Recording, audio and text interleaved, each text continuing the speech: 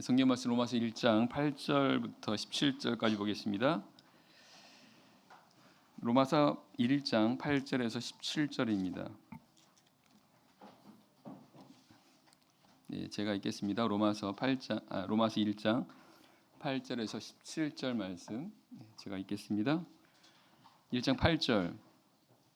첫째는 내가 예수 그리스도로 말미암아 너희 모든 사람을 인하여 내 하나님께 감사함은 너희 믿음이 온 세상에 전파됨이로다. 내가 그의 아들의 복음 안에서 내 심령으로 섬기는 하나님이 나의 증인이 되시거니와 항상 내 기도에 쉬지 않고 너희를 말하며 어떠하든지 이제 하나님의 뜻 안에서 너희에게로 나아갈 좋은 길 얻기를 구하노라.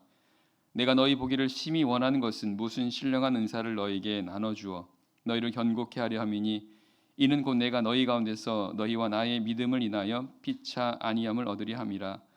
형제들아, 내가 여러 번 너희에게 가고자 한 것을 너희가 모르기를 원치 아니하노니 이는 너희 중에서와 너희 중에서도 다른 이방인 중에서와 같이 열매를 맺게 하려 함이로되 지금까지 길이 막혔도다. 헬라인이나 야만이나 지혜 있는 자나 어리석은 자에게 다 내가 빚진 자라. 그러므로 나는 할 수 있는 대로 로마에 있는 너희에게도 복음 전하기를 원하노라. 내가 복음을 부끄러워하지 아니하노니 이 복음은 모든 믿는 자에게 구원을 주시는 하나님의 능력이 됨이라. 첫째는 유대인에게요 또한 헬라인에게로다. 복음에는 하나님의 의가 나타나서 믿음으로 믿음에 이르게 하나니 기록된 바 오직 의인은 믿음으로 말미암아 살리라 함과 같으니라. 아멘. 지난 시간부터 로마서 말씀을 함께 이렇게 나누고 있습니다.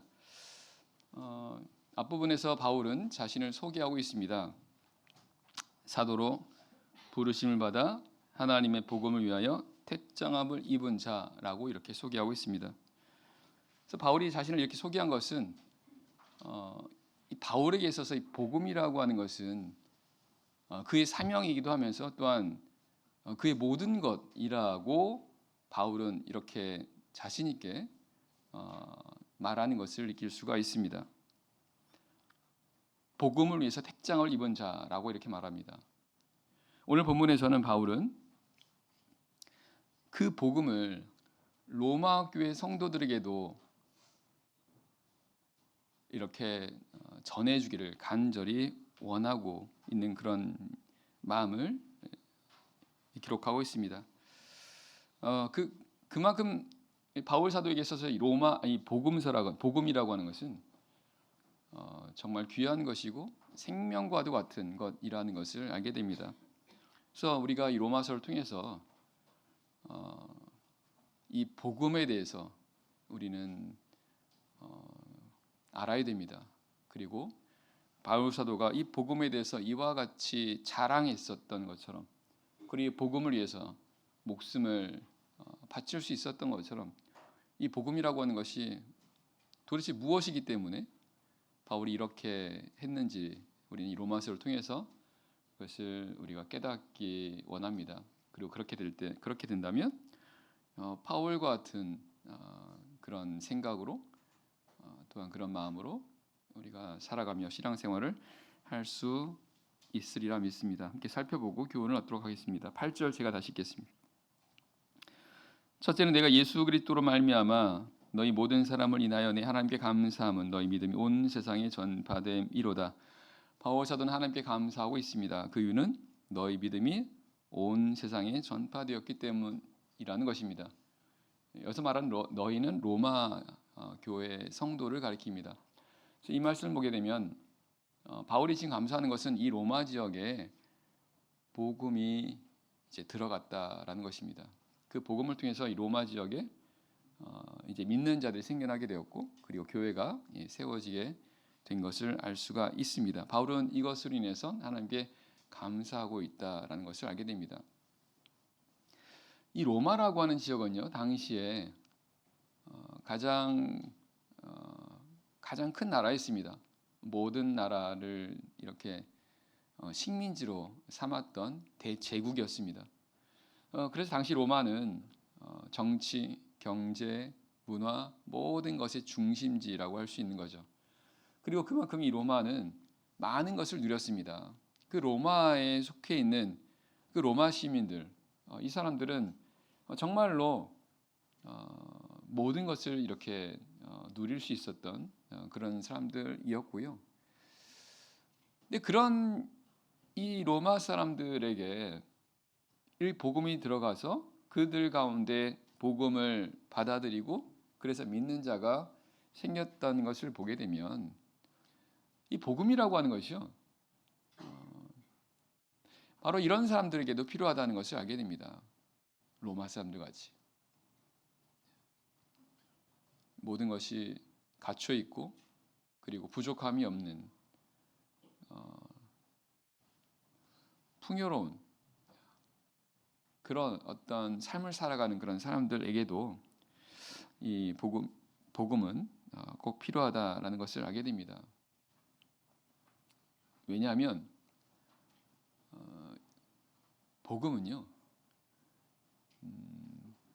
결국 복음이라고 하는 것, 이 기쁜 소식이라고 하는 것은 한마디로 말하면 구원의 복음입니다. 구원의 복음입니다. 죄 가운데서 구원하신다는 바로 그 복음인 거죠. 그래서 이 모든 사람들은 다 이 복음이 필요하다라는 것입니다. 왜냐하면 모든 사람은 다 죄 가운데 있기 때문에. 성경은 이렇게 증거합니다. 모든 사람이 죄 가운데 있다라는 것입니다. 단 한 명도 여긴 예외가 없다는 거죠. 모든 사람이. 그래서 부한 자나 가난한 자나 존귀한 자나 비천한 자나 다 똑같이 이 죄 가운데 있다라는 것입니다.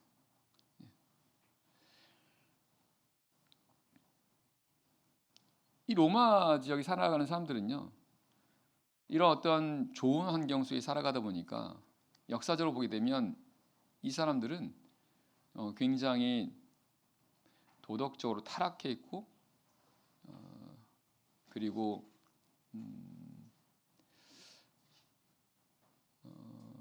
또 뭐라고 해야 될까요? 아주 이렇게 부패되어 있는 그러니까 쾌락을 추구했었던 그런 사람들이었습니다. 세상에서도 뭔가 이거를 어떤 것을 갖추게 되면요, 물질적으로 풍요로운 그런 삶을 살아가게 되면 반드시 쾌락이라고 하는 것을 추구하게 됩니다. 예, 즐기려고 하는 거죠.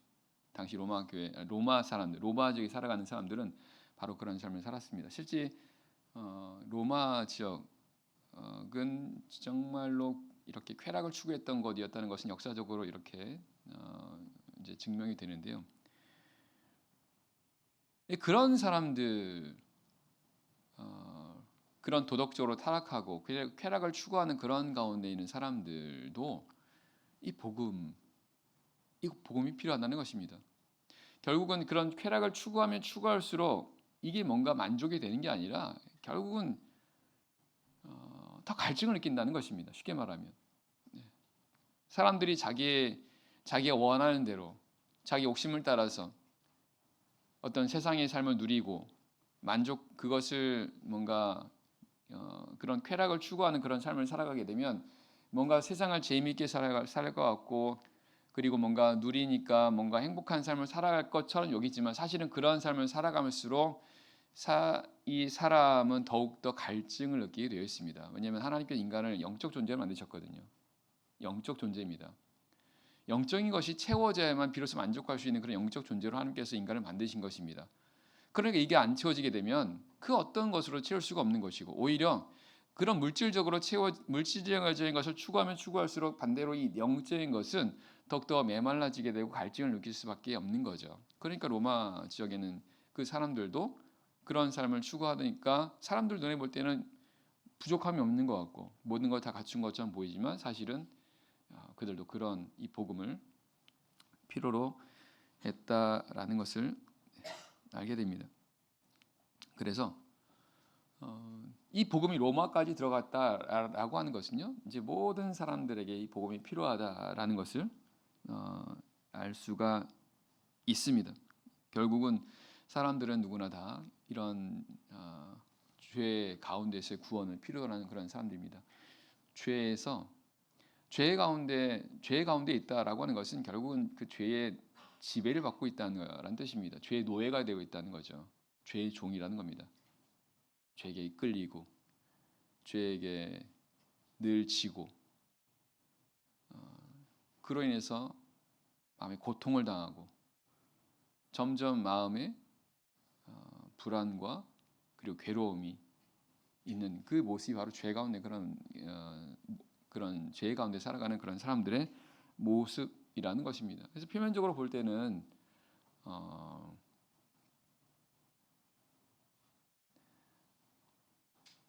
잘 사는 것처럼 보이지만요. 하지만 그렇지 않습니다.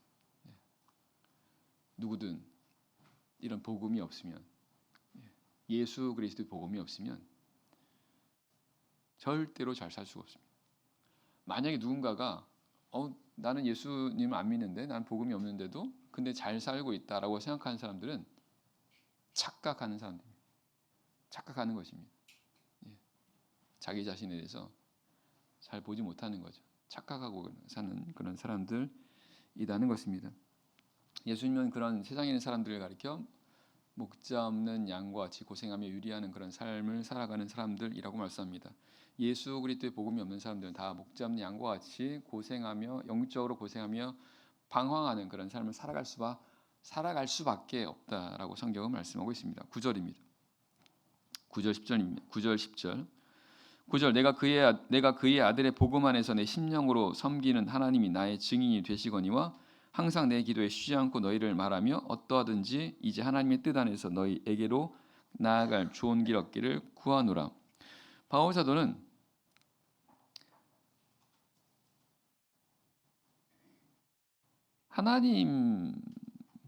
그가 하나님을 믿지 않습니까? 이걸 어떻게 표현하고 있냐면 그의 아들의 복음 안에서 내 심령으로 섬기는 하나님이라고 표현합니다. 그러니까 다시 표현하면 그는 하나님이죠. 하나님의 아들의 복음 안에서 내 심령으로 섬기는 하나님이 나의 증인이 되시거니와 이제 이런 말씀이 되는 겁니다. 이걸 좀 더 줄이면 하나님의 아들 안에서 하나님을 섬기고 있다라는 뜻입니다. 하나님을 섬기는 데 있어서 하나님의 아들 안에서 섬기고 있다라는 그런 뜻이 되는 것입니다. 왜 하나님을 섬기는 데 있어서 바로 하나님을 섬기면 되는 거지 왜 굳이 하나님의 아들 안에서 하나님을 섬긴다라는 그런 표현을 쓰는 걸까요? 다시 말씀드립니다. 그냥 하나님을 바로 우리가 섬기면 되지 왜 이렇게 하나님의 아들의 복음 안에서 하나님의 아들 안에서 하나님을 섬긴다라는 이런 표현 그리고 꼭 하나님의 아들 안에서 하나님의 아들 안에서 하나님을 비로소 섬길 수 있다라고 왜 바울이 이렇게 말하고 있는 걸까요? 그 이유는 하나님께서 바로 거룩하신 하나님이기 때문에 그렇습니다. 로마서 3장 23절을 말씀합니다. 모든 사람이 죄를 범하였음에 하나님의 영광에 이르지 못했다고 말씀하십니다. 모든 사람이 하나님의 영광에 이르지 못한다는 것입니다. 왜? 죄를 범했어요. 죄 가운데 있으니까요. 하나님의 영광에 나아갈 수가 없다는 것입니다. 죄 때문에요. 그러니까 하나님을 섬기려면 하나님을 섬긴다는 것은 하나님께 가까이 나아가지 않습니까? 근데 이걸 가까이 할 수가 없는 것입니다. 왜? 하나님은 지극히 거룩하신 분이고 하나님 영광 가운데 계시는 건데 사람이 다 죄 가운데 있으니까 그 하나님께 나아갈 수가 없는 겁니다. 하나님 가까이 할 수가 없는 거죠. 그 하나님께 가까이 나아갈 수 있는 유일한 길이 바로 하나님의 아들 안에서라는 것입니다. 왜냐하면 하나님의 아들은 거룩하신 하나님을 닮은 거룩한 자니까요. 그 하나님의 아들이 바로 예수님이지 않습니까? 그 예수님. 결국 하나님의 아들인 죄가 없으신 예수 그리스도 안에서만 예수 그리스도를 통해서만 하나님을 섬길 수 있다라는 것입니다. 그래서 예수 그리스도를 우리가 믿고 예수 그리스도 통해서 결국 하나님을 섬긴다라고 하는 것은 이 예수 그리스도가 하나님의 아들이지 않습니까? 하나님의 아들이잖아요. 그래서 바울 사도가 특별히 그의 아들의 복음 안에서라고 하나님의 아들 안에서 하나님을 섬긴다라고 표현한 것은 우리도 하나님의 아들을 된다는 것입니다. 아니, 하나님의 아들이 되어야만 하나님을 섬길 수 있는 것이죠. 그 하나님의 아들이 되는 방법이 무엇입니까? 예수님을 통해서입니다. 어떻게요? 거듭나는 겁니다. 거듭나는 거예요. 예수님을 통해서 거듭나는 겁니다. 예수님과 함께 죽고 장사되고 부활해서 죄를 사함받는 거죠. 그리고 예수 그리스도의 영, 성경은 예수 그리스도의 영을 하나님의 아들의 영이라고 말씀합니다.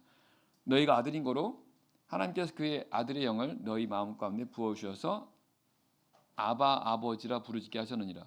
갈라디아 4장 6절 말씀이죠. 결국은 이 거듭남이라고 하는 것은 하나님의 아들이 되는 것입니다. 세례받고 성령 받는 건 하나님의 아들 되는 것이고, 그렇게 해서 궁극적으로 하나님을 섬기는, 하나님 아버지를 섬기는 그런 모습이 되게 하신다는 겁니다. 이게 거듭남인 거죠. 그래서 이제 거듭나서 하나님의 이제 아들 되는 것, 하나님의 아들로서 하나님 아버지를 섬기는 것인데, 이제 이런 하나님의 아들 되는 그것이 다 하나님의 아들인 예수 그리스도 안에서 다 이루어지기 때문에 바로 바울 사도가 이렇게 표현하고 있는 것을 볼 수가 있죠. 그래서 이렇게 하나님을 섬길 수 있게 된 것, 그러니까 이게 복이라는 겁니다. 하나님을 섬기는 게 복이라는 겁니다. 하나님을 섬기는 건 아무나 할 수 있는 게 아니라는 거예요. 왜냐하면 하나님의 영광이 이르지 못한다는 겁니다. 하나님을 섬기려면 하나님의 영광에 이르러야 되는데, 누구도 하나님의 영광에 이르지 못하지 않습니까? 죄 때문에. 그래서 하나님을 가까이 하고 하나님을 섬기는 것 그 자체가 사실은 지극히 큰 복이라는 겁니다. 영광이라는 겁니다. 그러니까 오늘 우리가 성도가 되어서 하나님의 아들들이 되어서 하나님을 이렇게 섬기는 거 있지 않습니까? 이게 영광이라는 거예요. 아무나 누릴 수 있는 그런 영광이 아니라는 것입니다. 그래서 우리가 이렇게 하나님께 나와서 예배를 드리고 하나님을 통해서 은혜를 받고 하는 이것이요, 참으로 이건 영광스러운 거라는 겁니다.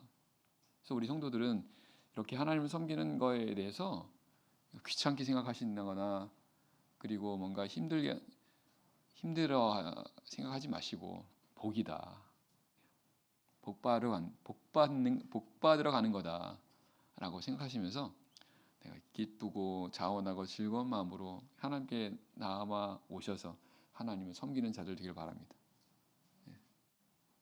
다들 그렇게 하고 계시죠? 그렇게 하셔야 됩니다.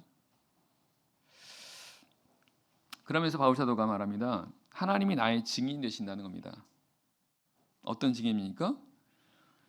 하나님이 나의 증인이 되시거니와 항상 내 기도에 쉬지 않고 너희를 말하며. 바울 사도가 항상 이 로마 교회 성도를 위해서 기도했다는 것을 알게 됩니다. 그리고 그것을 하나님이 증인이라고 말씀하고 있습니다. 그 말은 바울 사도가 항상 이 로마 교회 성도를 위해서 쉬지 않고 기도한다라는 것이 참된 거라는 겁니다. 거짓말이 아니라는 거죠. 그 말처럼 바울 사도는 항상 이렇게 기도했다는 겁니다. 쉬지 않고. 항상 내 기도에 쉬지 않고 너희를 말하며. 바울 사도는 이렇게 기도했다는 거예요. 항상 기도했고 그 기도를 쉬지 않았다라는 것입니다. 바울 사도가 이렇게 한 건요, 하나님의 말씀에 따른 것입니다. 어떤 말씀입니까? 쉬지 말고 기도하라. 그 말씀입니다. 쉬지 말고 기도하라. 누가복음 18장 1절은 항상 기도하며 낭망치 말아야 될 것을.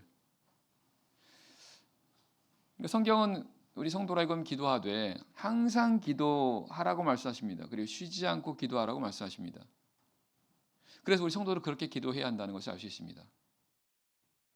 항상 계속해서 쉬지 않고. 물론 쉬지 않고라는 것이 우리가 24시간 동안 계속 물리적인 시간 안에서 기도하라는 그런 의미는 아니에요. 그렇게 할 수 없지 않습니까? 그것은 뭐냐면 우리가 기도하는 것을 끊치지 말고 계속 정기적으로, 그리고 그 기도를 힘쓰라고 하는 그런 말씀이 되는 겁니다. 왜냐하면 이것이 하나님께서 우리에게 바라신 뜻입니다. 항상 기뻐하라, 쉬지 말고 기도하라, 범사에 감사하라. 이는 그리스도 예수 안에서 너희를 향하신 하나님의 뜻이라. 그러니까 쉬지 말고 기도하는 게 하나님께서 우리에게 원하신 뜻이라는 겁니다. 하나님께서 원하신다는 거예요.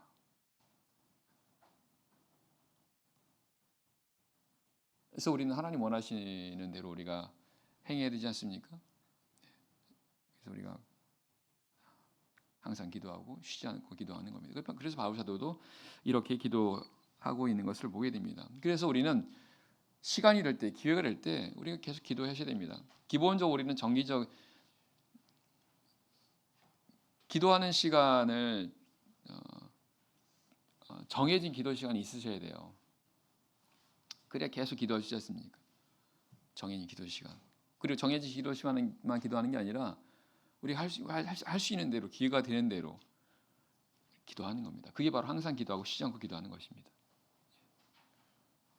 그러니까 주님께서 우리에게 그렇게 말씀하신 것은 결국 그것이 우리 주님께서 원하시는 것이기도 하지만 그것이 결국 우리에게 유익이 되기 때문에 우리에게 그렇게 말씀하신 겁니다. 하나님께서 하신 모든 말씀은 우리의 행복을 위해서 하신 말씀이십니다.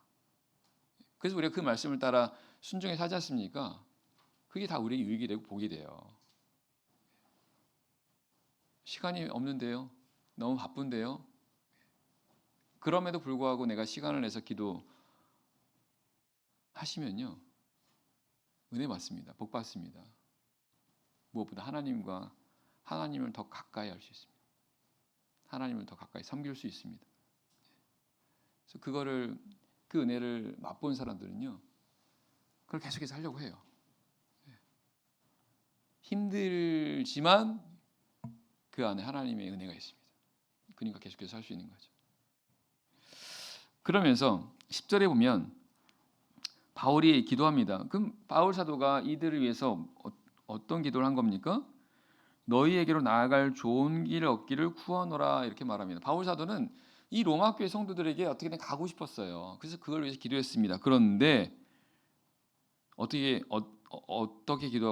기도한다라고 말합니까?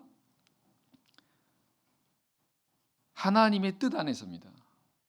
하나님의 뜻 안에서. 이제 하나님의 뜻 안에서 너희에게로 나아갈 좋은 길 얻기를 구하노라. 이 말씀 보면 이 성도의 기도는 하나님의 뜻 안에서 해야 된다라는 것을 알게 됩니다. 기도는요, 하나님의 뜻 안에서 하셔야 됩니다. 내 뜻 안에서 기도하는 게 아닙니다. 그럼 내 뜻 안에서 기도한다는 뜻이 하나님의 뜻 안에서 기도한다는 뜻이 뭘까를 생각하면요, 내 뜻 안에서 기도하는 걸 생각하시면 됩니다. 내 뜻 안에서 기도하는 게 뭐예요? 그럼 내가 원하는 대로 하는 겁니다. 내가 마음대로, 내 뜻대로, 내가 하고 싶은 대로, 내가 바라는 대로 이게 다 내 뜻 안에서 기도하는 거죠. 그럼 성경은 하나님의 뜻 안에서 기도하라고 말씀하십니다. 그것은 나를 하나님으로 바꾸면 되는 겁니다. 하나님이 원하시는 대로. 그리고 결국 하나님의 뜻 안에서입니다. 이 하나님의 뜻을 벗어나지 말라는 것입니다. 사실 우리가 행하는 것도 우리가 하나님의 뜻 안에서 하지 않습니까? 근데 기도도 마찬가지라는 겁니다. 기도도요. 성경은 기록한 말씀 밖에 벗어나지 말라고 말씀하세요. 우리의 행함이라고 하는 것이 이 말씀 밖에 벗어나지 말라는 겁니다. 이 말씀 안에서 하라는 겁니다. 말씀 안에서.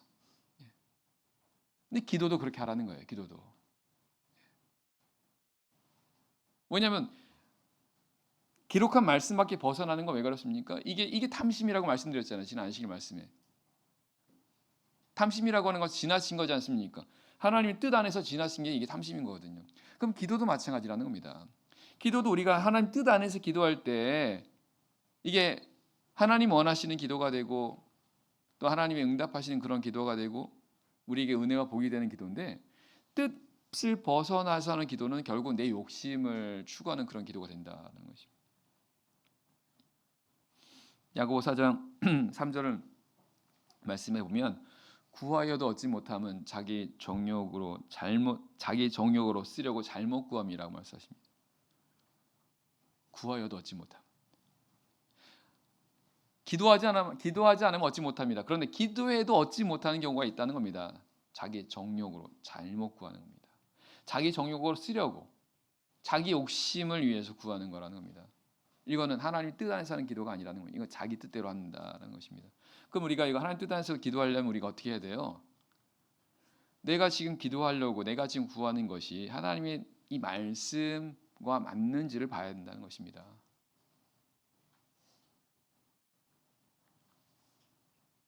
하나님, 저 부자 되게 해주세요. 이거 하나님 뜻에서 하는 기도일까요? 성경 뭐라고 말씀하십니까? 부자 되게 쓰지 말라고 말씀하세요. 그럼 이런 기도는 아무리 해도 하나 안 들어주겠죠. 물론 되는 경우는 있습니다. 그건 하나님께서 주신 은혜가 아닙니다. 자기 정욕으로 해서 하나님께서 임의로 하게 하시는 그런 경우도 있습니다. 아무튼 우리가 기도할 때 하나님의 말씀을 벗어나지 않고 하나님의 말씀에 맞는 그런 기도를 해야 될 것이고요. 그래서 내가 구하는 것이 하나님의 말씀에 맞는 것인가를 생각하셔야 됩니다. 그리고 구하는 가운데서도 우리 사람은 항상 욕심이란 게 있어요. 그래서 처음에 내가 하나님 뜻 안에서 기도했지만 내가 그런 기도하는 그런 과정에서 내가 내 생각으로 내 욕심대로 하는 경우도 있지 않습니까? 그래서 우리가 기도할 때 계속 이런 부분을 살피셔야 돼요. 내가 말씀 밖으로 벗어나는지. 그럼 우리가 어떻게 하셔야 됩니까? 그러니까 우리가 기도할 때 기도만 하시면 안 돼요. 말씀 같이 보셔야 돼요. 말씀을. 매일 말씀을 보고 매일 말씀을 보고 기도를 하지 않습니까? 그러면 이 말씀이 내가 뭔가 이 말씀을 벗어나려고 할 때 이 말씀이 내가 만약에 벗어나려고 하면 말씀이 나에게 경종을 울립니다. 뭔가 문제가 있다라고 알려주는 거죠. 그래서 그것이 계속 내가 뭔가 기도하는 그런 가운데 이렇게 해도 되나 이런 생각이 들 때가 있을 겁니다. 그러면 그거는 뭔가 문제가 있다라고 생각을 하셔야죠. 하나님 말씀대로 내가 하나님 말씀을 벗어나려고 하는 것인가 그런 가운데 구하는 것인가를 보셔야 되는 거죠. 그리고 이제 마지막으로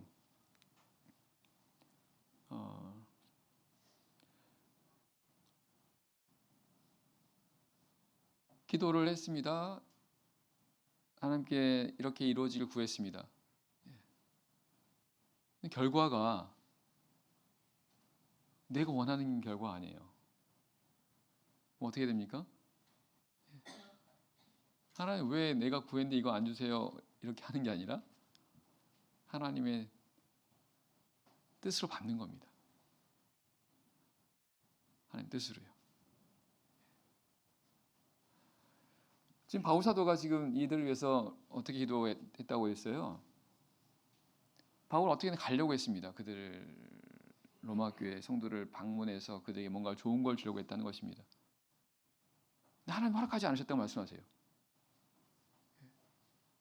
분명 바울은 좋은 선한 뜻을 갖고 있었는데 하나님께 허락하지 않으셨어요. 이유가 뭔지 모릅니다. 기록하지 않았으니까요. 하지만 분명한 것은 하나님의 뜻은 우리 사람의 생각보다 더 높고 더 선하다는 것입니다.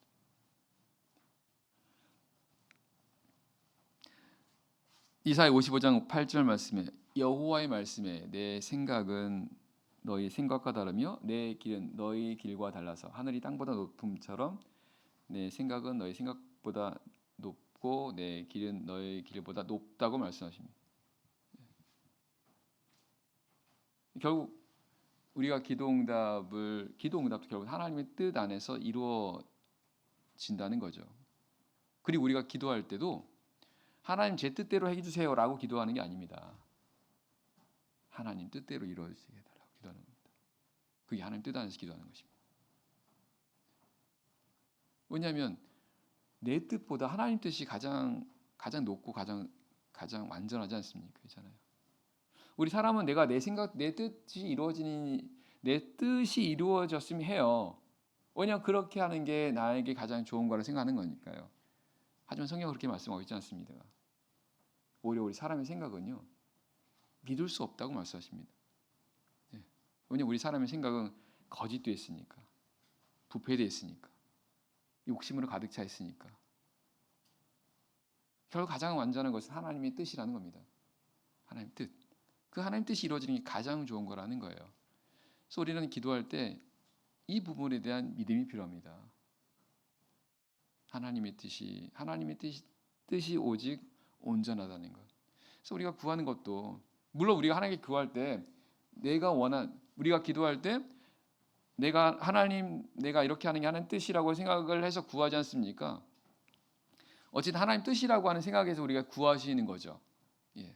그러나 그 결과도 말씀드렸던 것처럼 하나님의 뜻이 이루어지는 것을 위해서 구한다는 것입니다. 처음에는 내가 하나님 뜻이라고 생각하면서 나의 소원을 가지고 구했지만, 결과적으로 하나님께서 주시는 것은 내가 원하는, 내가 구하는, 나의 소원과는 다를 수 있다라는 것입니다. 예. 결국은 하나님의 뜻이 이루어지도록 하는 것. 예. 우리가 그걸 생각하면서, 그걸 바라면서 기도해야 한다는 것입니다. 그게 하나님 뜻 안에서 기도하는 것이고, 그렇게 기도하는 것이 나에게 가장 유익하고 은혜가 되고 복이 된다라는 사실입니다. 우리 기도할 때 꼭 기억하셔야 되는 그런 부분입니다. 11절입니다.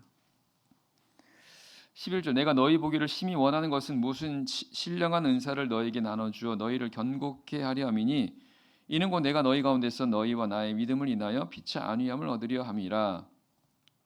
바울은 이 로마 교회 성도를 보는 것을 심히 원했다라고 되어 있습니다. 왜 그렇습니까? 무슨 신령한 은사를 너희에게 나눠주어 너희를 견고케 하려 함이니. 바울 사도가 이들을 정말 보고 싶었던 건 뭐냐면요, 이들이 견고케 되도록 하기 위해서는 이들의 믿음이, 이들의 신앙이 견고하게 되는 것을 간절히 바랬다는 것입니다. 결국 바울의 이런 마음은 하나님의 마음이지 않습니까? 왜냐하면 바울이 지금 이 말씀을 기록한 것은 하나님 성령의 감동을 통해서 된 것이니까요. 이 성도들이 견고하게 되는 것, 이거는 바울만 심히 원한 게 아니라 바로 하나님의 마음이었다는 것이고요. 하나님은 바로 우리 성도들이 이렇게 믿음 안에서 견고하게 되는 것을 심히 원하신다는 것을 알게 됩니다. 성경 말씀을 통해서 우리가 알 수 있는, 왜냐하면 성경 말씀 경우 하나님의 감동으로 된 것을 하나님의 마음이고 하나님의 뜻이지 않습니까? 요한 3서 1장 3절에 이렇게 말씀합니다.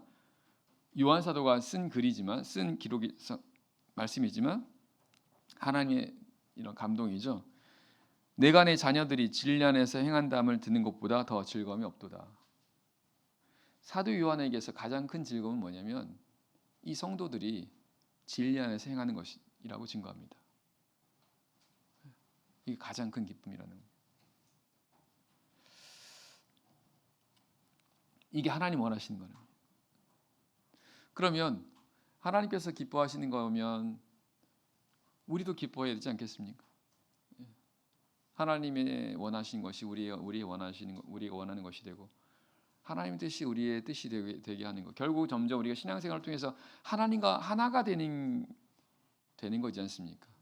하나님이 하나가 되는 것. 그럼 하나님께서 심히 기뻐하시는 것이 성도들이 이런 진리 안에서 행하는 것, 하나님의 말씀을 따라 행하는 것을 정말 기뻐하신다고 한다면 우리도 그런 마음을 가져야겠죠. 그래서 우리 자신이 그렇게 해야 되는 것뿐 아니라 우리도 다른 성도들이 이렇게 믿음 안에서 견고하게 서게 되고 하나님의 말씀을 따라 행하는 그런 모습을 볼 때 정말 우리도 기뻐할 수 있도록 해야 한다는 것입니다. 성도들이 이렇게 믿음 안에서 성장하게 되고, 그리고 그 말씀을 따라 행하는 그 모습을 보면 와, 정말 기쁘다라는 이런 마음과 생각이 들어야 한다는 것입니다. 근데 그런 모습을 봐도 내가 전혀 기쁘지 않은 것은 내 믿음이 아직 성장하지 않았다는 뜻입니다. 하나님의 마음을 내가 아직 많이 갖고 있지 못하다는 뜻입니다. 그래서 우리는 이렇게 돼도 우리 힘을 써야죠.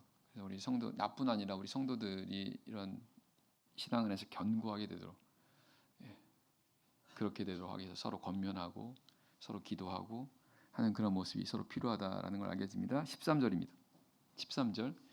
형제들아 내가 여러 번 너에게 가고자 한 것을 너희가 모르기를 원치 아니하니 이는 너희 중에서도 다른 이방인 중에서와 같이 열매를 맺게 함이로되 지금까지 길이 막혔도다.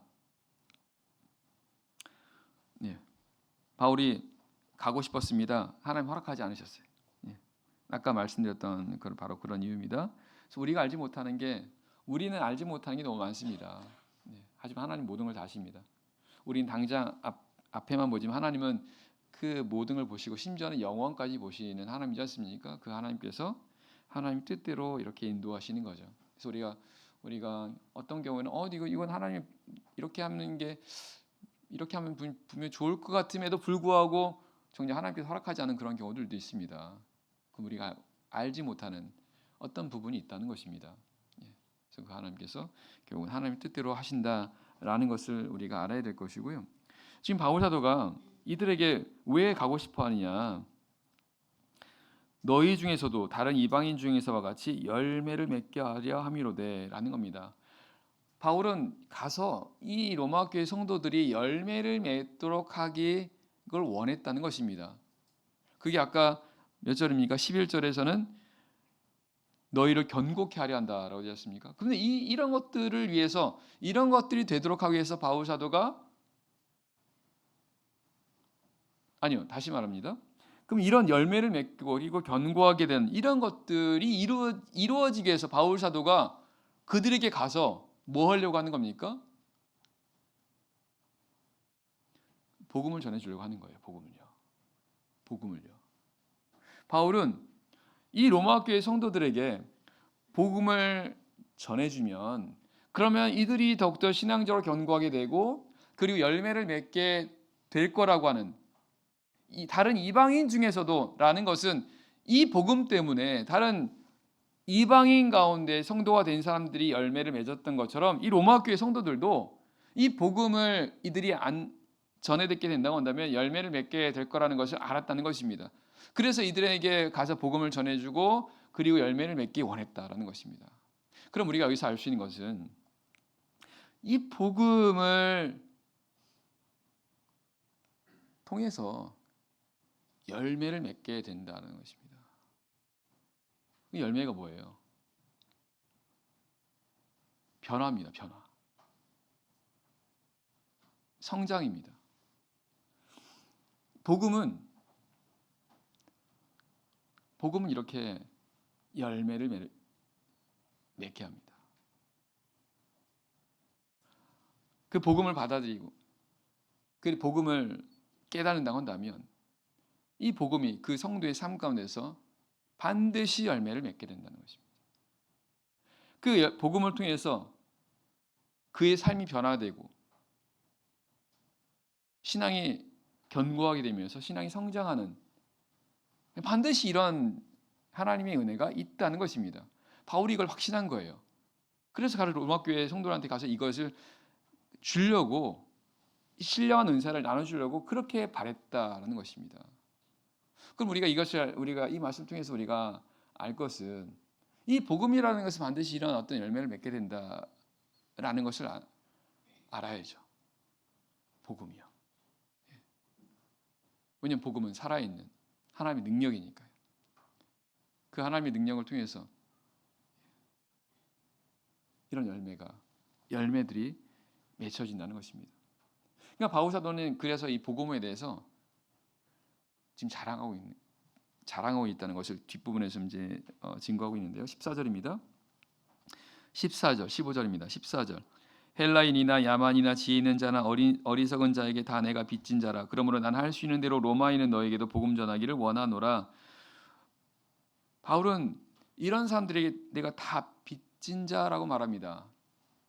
복음의 빚진 자라는 것입니다. 그럼 바울이 왜 이렇게 말하는 겁니까? 바울은 복음 때문에 세워진 사람이에요. 1절에 말하지 않습니까? 바울은 사도로 부르심을 받아 하나님의 복음을 위한 택장함을 입었으나 바울은 자신을 이렇게 소개하고 있거든요. 하나님께서 바로 이 바울 사도라 이건 복음을 위해서 세운 자라는 겁니다. 복음을 전하도록. 그러니까 바울 사도 입장에서는 누구든지 복음을 전해야 되는 사람이라는 겁니다.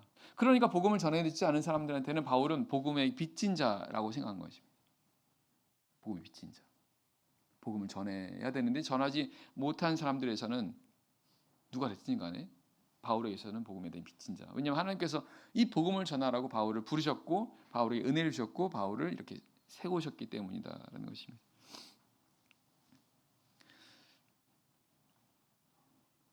그래서 바울은요. 이 복음 전하는 것을 그는 사명이라고 생각했습니다. 그래서 복음을 전하는 걸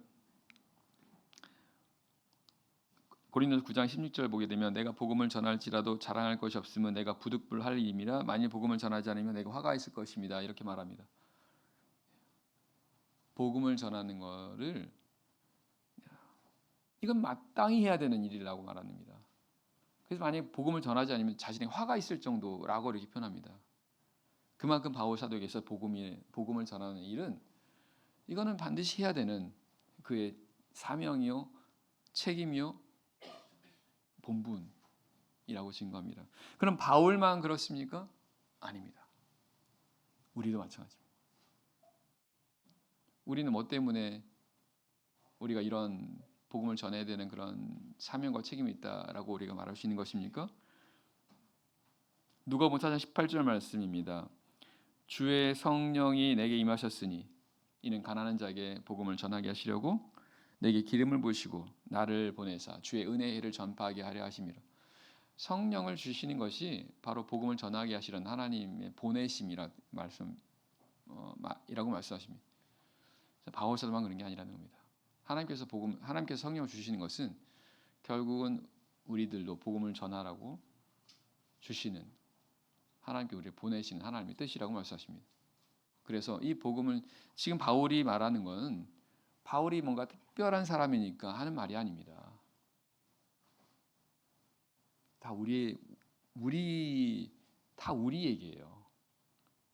우리가 해야 되는 그런 말이라는 겁니다.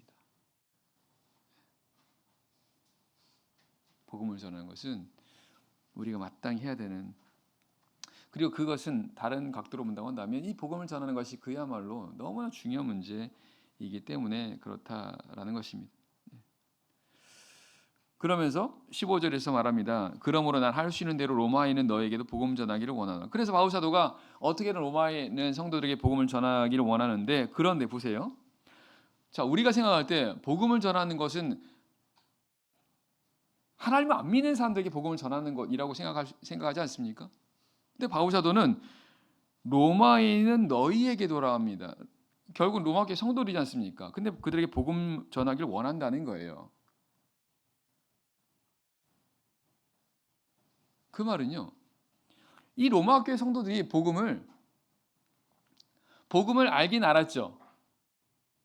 그러니까 성도가 됐지 않습니까? 세례받고 성령 받아서 하나님의 자녀가 되는, 그래서 구원받는 이 복음을 이들이 알아서 이들이 이제 하나님 은혜 안에 들어온 게 아니겠습니까? 근데 바울 사도가 그런 그들에게 복음 전하기를 원하고 그 복음을 전하려고 어떻게든 그들을 방문하려고 했다라는 걸 보면 이들이 복음을 알긴 알지만 온전히 깨닫지 못했다는 것을 알게 됩니다.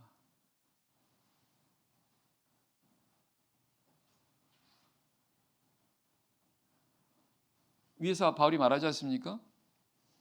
그 복음을 전해줘서 열매 맺도록 하려고 했다고요. 결국은 복음을 온전히 깨닫게 될 때 반드시 열매가 맺어진다는 것을 알게 됩니다. 바꿔 말하면 복음을 깨닫지 못하면 열매를 이루지 못하게 된다라는 것도 알게 됩니다. 오늘 우리도 마찬가지입니다. 우리가 진정으로 예수 그리스도 복음을 우리가 정말 깨닫게 되면요,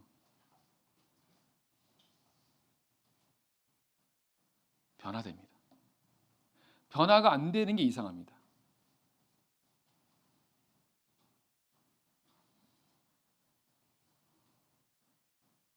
이 복음은 하나님의 능력이거든요.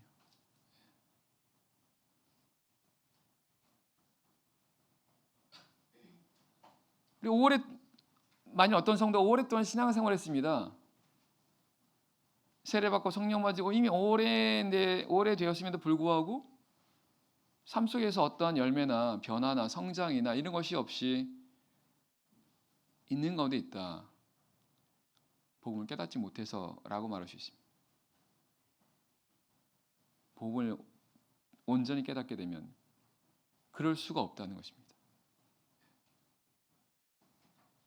그래서 우리는 로마서의 말씀을 우리가 이미 우리 믿는 성도들에게 있어서 이 로마서의 말씀은 굉장히 중요한 말씀이라는 겁니다. 복음을 깨닫는 데 있어서.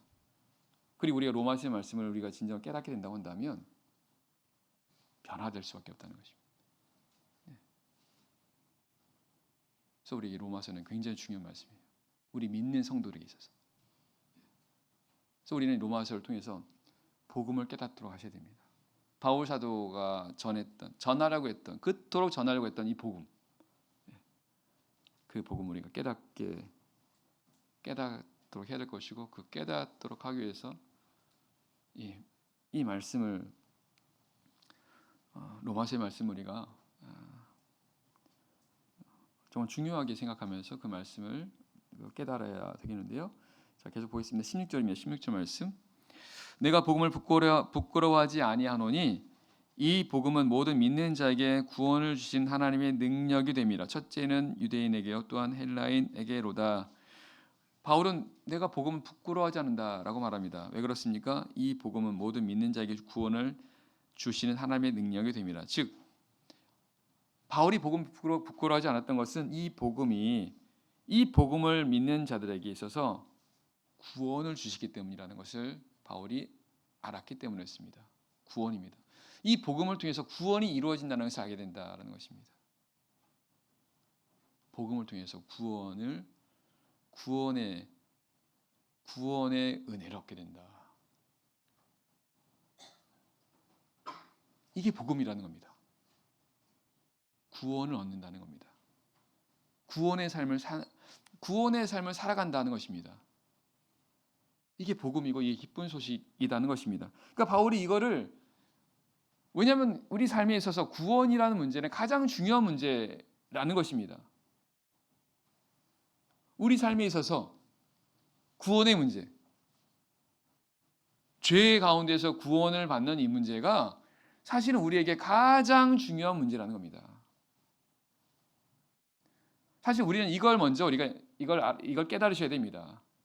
나에게 있어서 가장 문제가 되는 게 바로 이 문제라고 하는 것, 죄의 문제라는 것을 우리가 먼저 깨달으셔야 돼요. 그래야 복음이 얼마나 우리에게 필요한 것, 우리에게 있어서 복음이 가장 필요하고 중요하다는 것을 깨닫게 될 것입니다. 우리 삶에 있어서 죄의 문제가 우리를 가장 괴롭게 하고 고통스럽게 하고 우리의 가장 큰 문제가 된다는 것을 우리가 알 때, 죄의 문제. 그래서 로마서 뒷부분을 하게 되면 계속 죄의 문제를 언급하고 있거든요. 근데 그 구원을 주신 하나님의 능력이라는 것은 이 복음을 통해서 구원을 우리가 얻는 것은 이걸 통해서 하나님의 능력이 이 복음에 하나님의 능력이 역사하기 때문이라고 바울은 이렇게 증거하고 있습니다. 이 부분은 이제 우리가 뒷부분을 보면서 이제 하나씩 이제 우리가 알아가야 될 것입니다. 17절 말씀까지 보고 마치겠습니다. 복음에는 하나님의 의가 나타나서 믿음으로 믿음에 이르게 하나니 기록된 바 오직 의인은 믿음으로 말미암아 살리라 함과 같으니라. 믿음으로 믿음에 이르게 한다는 겁니다. 복음은 믿음에서 믿음으로 이르게 한다. 믿음으로 믿음에 이르게 한다. 결론적으로요. 뒤에 믿음은요. 하나님의 약속입니다. 하나님의 약속, 하나님의 말씀이지 않습니까? 그 믿음을 가질 때 믿음이 그 하나님의 말씀과 하나님의 약속이 그대로 성취가 된다라는 겁니다. 이게 복음이라고 말씀하세요.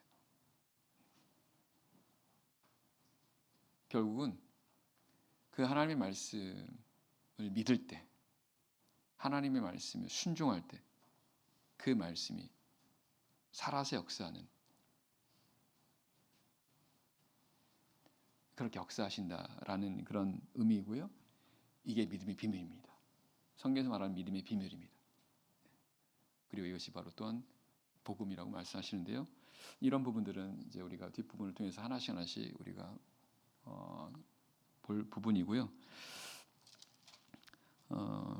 다시 말씀드리지만 우리가 이 로마서를 통해서 내가 나는 복음에 대해서 이미 알고 있다라고 생각하시면 안 됩니다. 예.